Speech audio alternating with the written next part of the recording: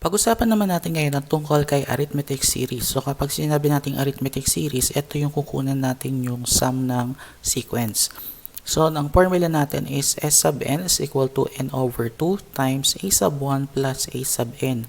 Yung n is the number of term, yung a sub 1 is yung first term, at saka yung a sub n, ito yung last term. So meron tayong given na problem dito is find the sum of the first 25 terms of the arithmetic sequence 17, 22, 27, 32, and 37. So, meron tayong a sub 1 dito which is equal to 17 kasi siya yung pinakaunang given.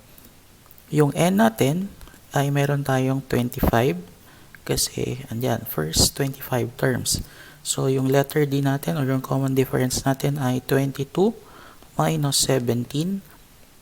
22 minus 17, magkakaroon tayo dito ng 5. Then, kukuha tayo ng a sub n muna.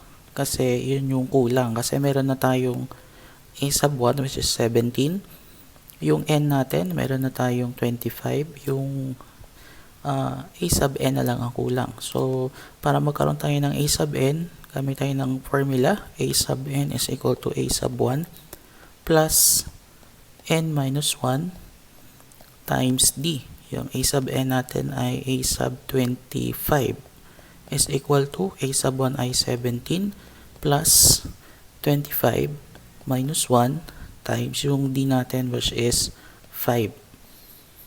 Now, kapag sinimplify natin to, magkakaroon tayo dito ng a sub 25 is equal to 17 plus 25 minus 1 is 24 times 5. So, 24 times 5. Tapos, yung sagot dito, i-add natin kay 17. So, ang a sub 25 natin ay 137. Now, since meron na tayong a sub 25 or a sub n natin ay 137,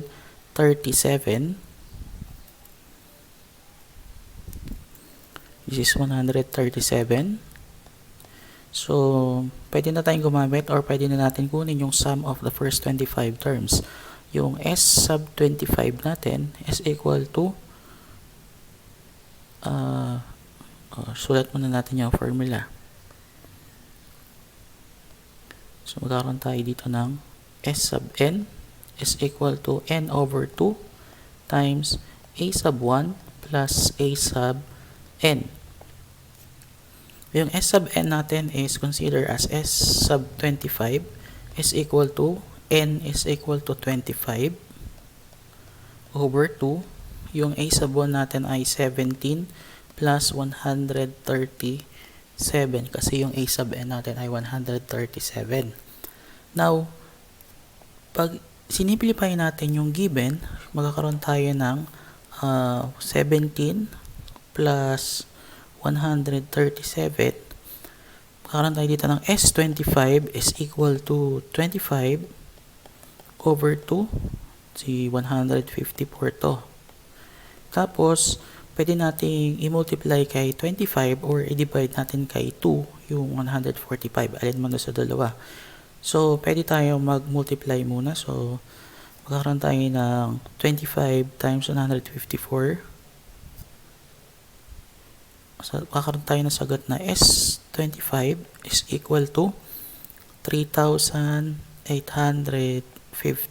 Then, divided by 2. So, S25 is equal to 1,925. So, 1,925. Yan. So, this is 1. Yan. So, again, the S25 or the sum of the first 25 terms is 1,925.